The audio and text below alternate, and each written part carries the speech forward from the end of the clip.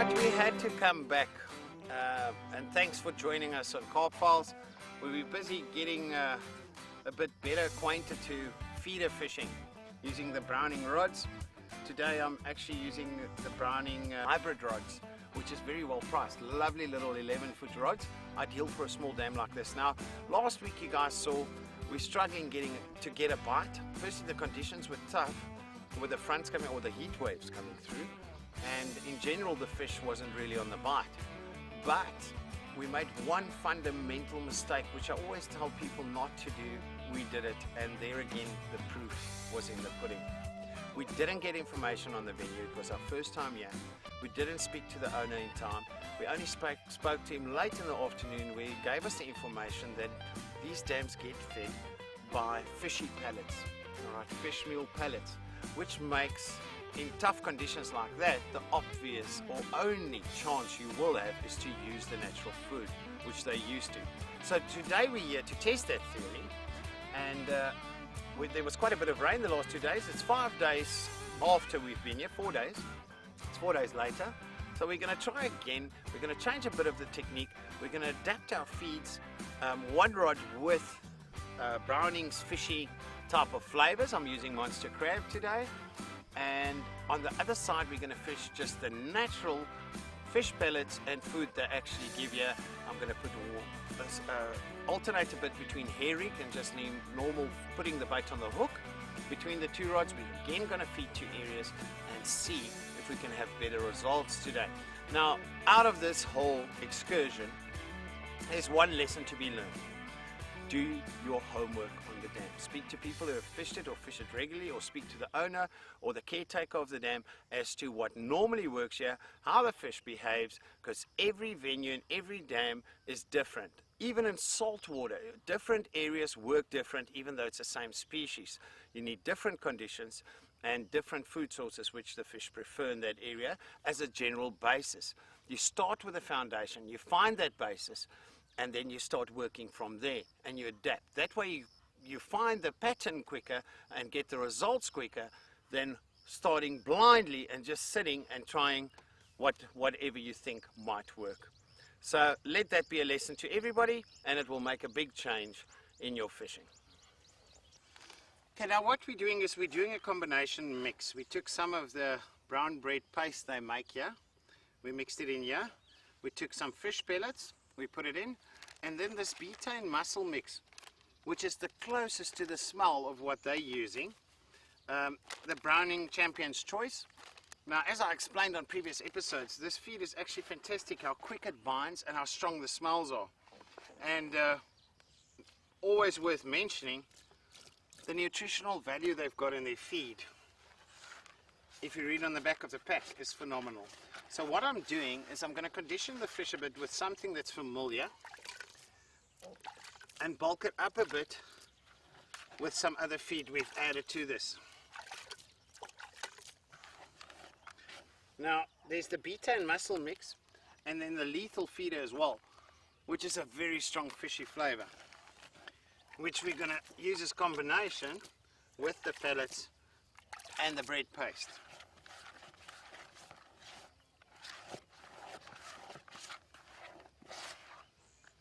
There's definitely more activity on the dam.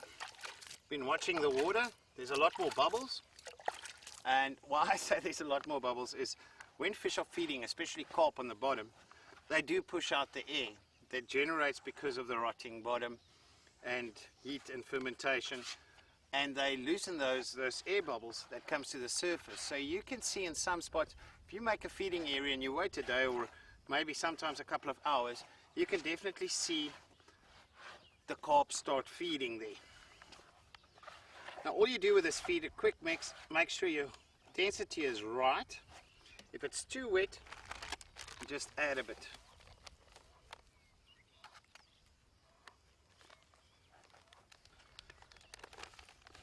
Just to get it to the right. And what I love about this type of feed, opposed to what I'm used to, is if this dries out now, I just add a bit of water and it goes back exactly to the original form. Obviously these buckets help, the Browning feed buckets, keeping all your dry products in the bottom, and on top you've got this bowl to work in with a lid on top to keep it from drying out too quickly. Keeps it nice and fresh pretty much all day. So there we've got a, see if you push it now, a nice feed.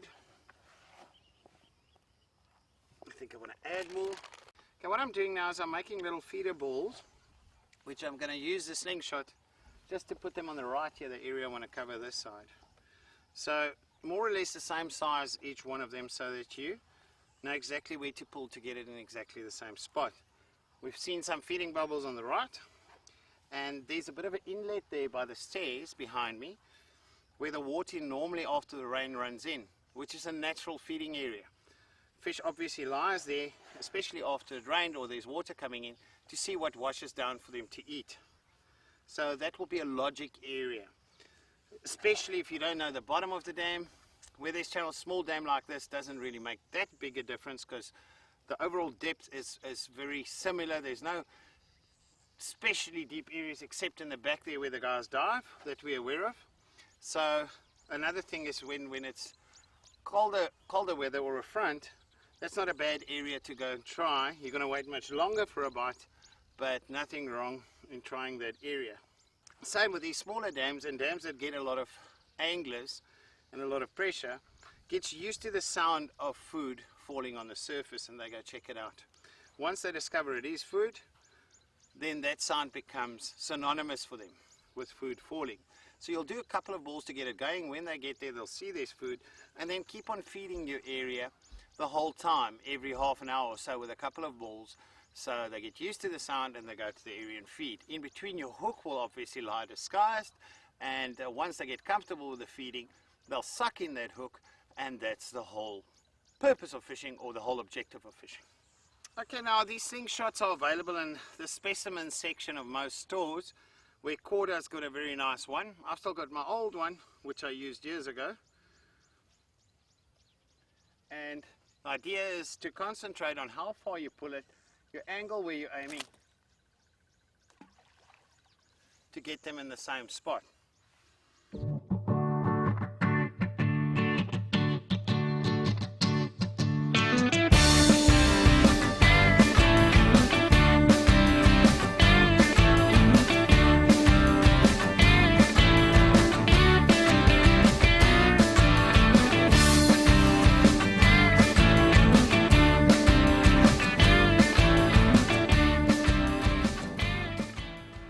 Left-hand rod, I'm going to use a method feeder, and I've actually decided to use a bigger hook today with the size of that fish I caught here a couple of days, or hooked here a couple of days ago. And I'm going to fit my bait on the herring. Also, we switched to braid purely because of all the crabs. If you remember last week, every so often our hook links got bitten off by the crabs, and most of the bites we received were crabs. Okay.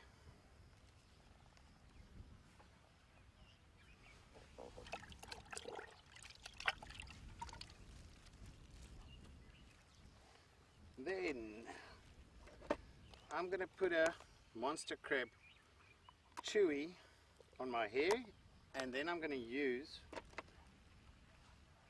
the brown bread dough they make here, or paste, around that. So there's something solid underneath it should they start sucking. And that's what we want. We want carp to suck. These chewies are nice and soft. It's not like specimen angling meant to go in to lie there for hours or even days. It's a quick change bait.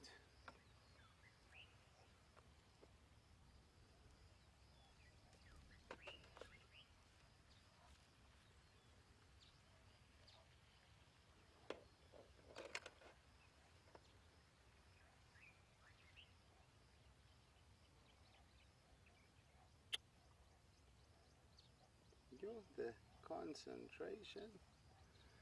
Now what I'm going to do, that's hanging there, and then I'm going to take some of the dough available at Pick n Pay at the venue. They make this brown bread dough, which they purely take fish meal pellets, work it into the dough. I'm going to take a bit of a ball, so that we can have a ball. The carp can have a ball at least. Now what I'm going to do is you take this little cage and you block it in the bottom with a bit of your feed, a bit thicker. Got a bit of the bread paste there.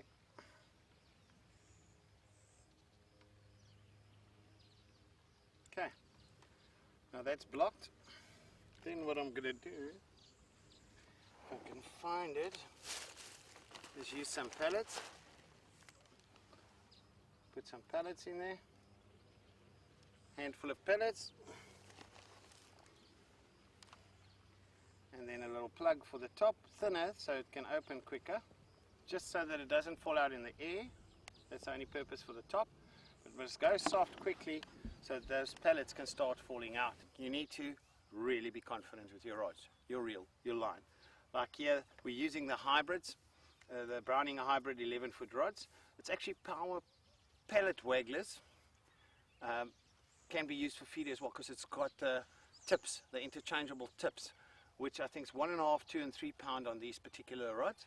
So you can decide how light, the lighter you fish, the lighter the tip you'll use, and the heavier, bigger you're going to fish, the heavier the tip will be.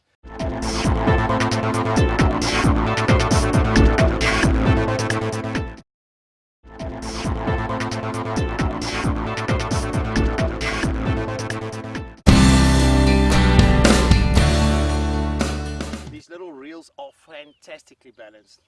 I'm very impressed with them. They a mid-class price range. The Ultima, the Browning Ultimas, but fantastic little drag systems, and which is the most important in any type of fishing. And then the balance and the line lay on these reels are precise. That's another thing I always have a look out for when I put line on the reel, is to look in the natural line lay out of the box, that you don't have to adjust with washers. So here I've got it. I'm using a pod today, just a normal specimen pod. Putting 2 rods, one to the right, feeding area, one to the left. Let's see, out of what we've learned on the first day and the mistakes we've made, if we can do better today. Maybe the fish has got a surprise up their sleeves or fins for us.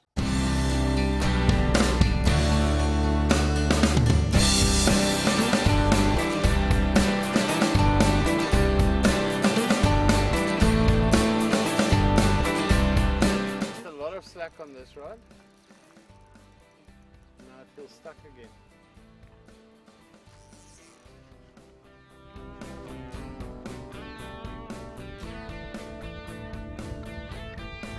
Okay, well as I pulled it in, a big crab holding onto the cage. So it shows us that most of the movement on our rods are crabs. We need to find the formula or where the fish are feeding. They're obviously not on our feeding areas yet. And so we have to keep on testing, try different things to see how we're going to get them to feed. Got a nice one finally on here. Don't want to give it too much slack. No.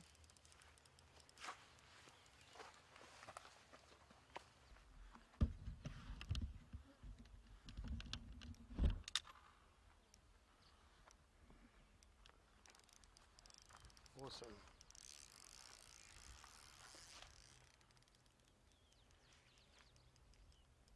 Felt like it broke me off on something, but I think I'm still fine, but it's gone behind that stump.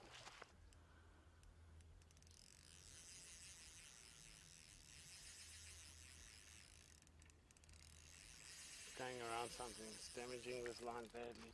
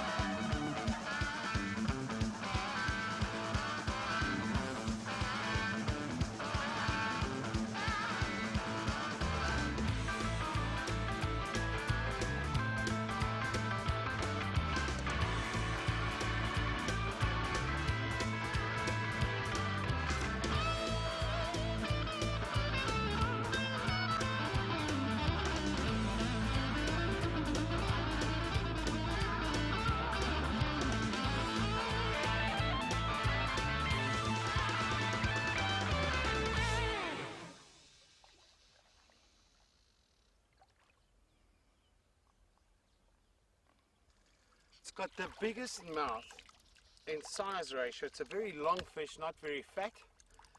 But look at the mouth. It's massive. You'll find that on a 30, close to 40-pound carp. You'll find a mouth that size.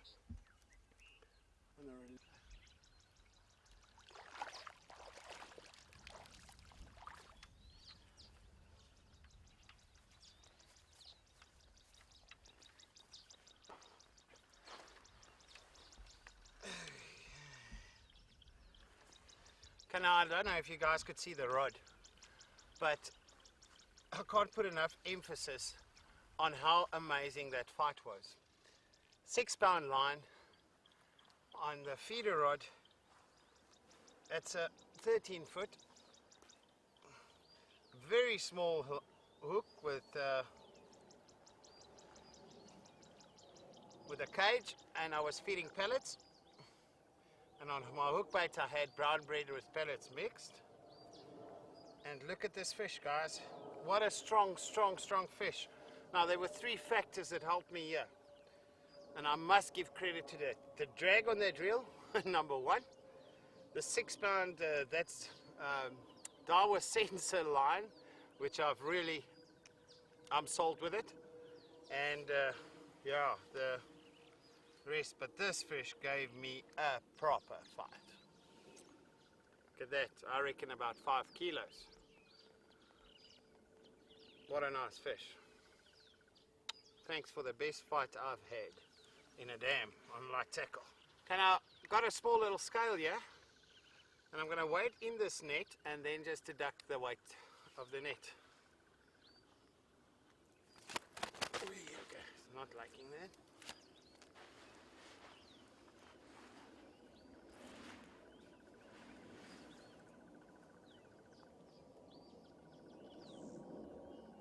Okay, with the net at 6.4. Okay, the net's very light. 450 grams. Which means this fish is 5.9 kilogram. Chuffed with this. Let's get it back quickly. The net's drying, so I don't want it to dry out too much. Let's flap it over.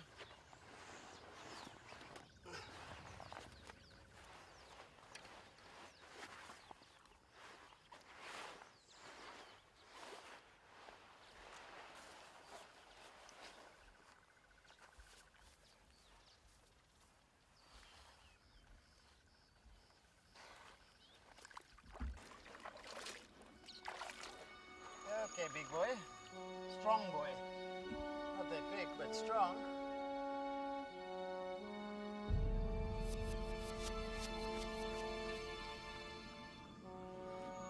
And off he goes as if nothing.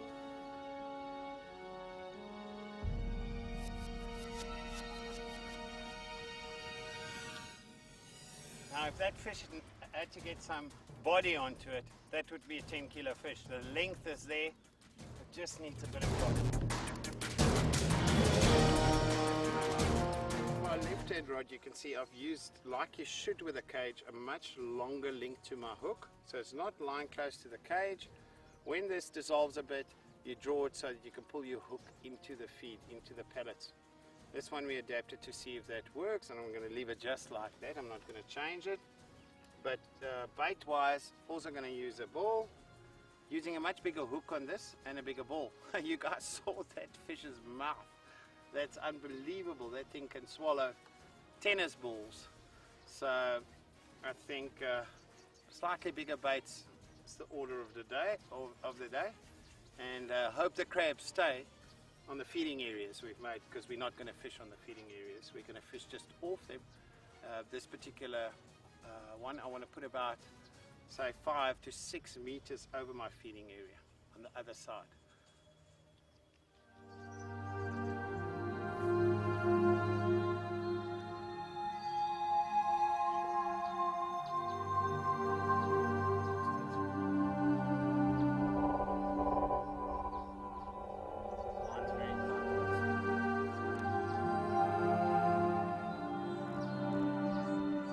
Okay, well, that brings us to the end of a session. We're gonna finish up early today.